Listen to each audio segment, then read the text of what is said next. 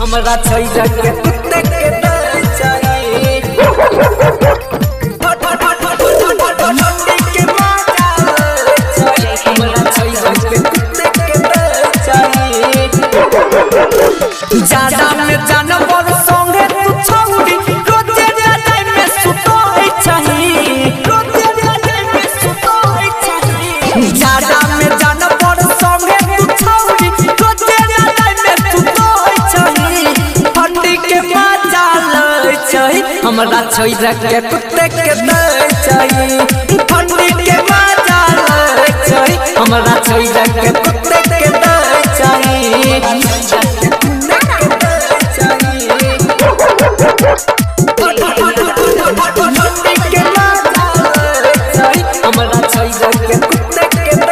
रोजे जटाबै छी कुत्ता से तू तो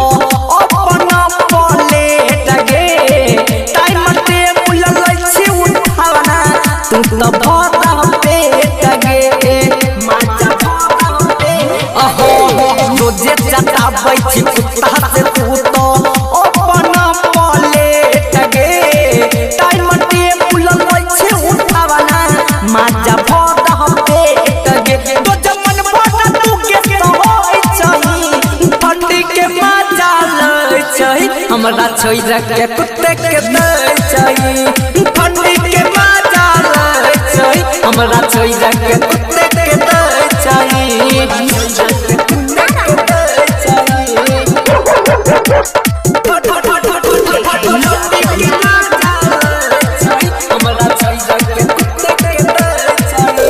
सुमो चिंगारी जाइन के गेलो तोहर सब पे लगे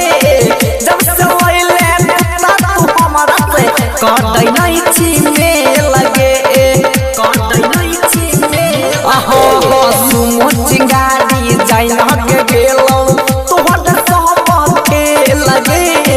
जब से ओइले कुत्ता तू हमरा से काटै नहीं छी में लगे जके याद के बिना होय चाहिए ठंडी के मजा ले चाहिए हमरा छैया के कुत्ते के दर चाहिए ठंडी के मजा ले चाहिए हमरा छैया के कुत्ते के दर चाहिए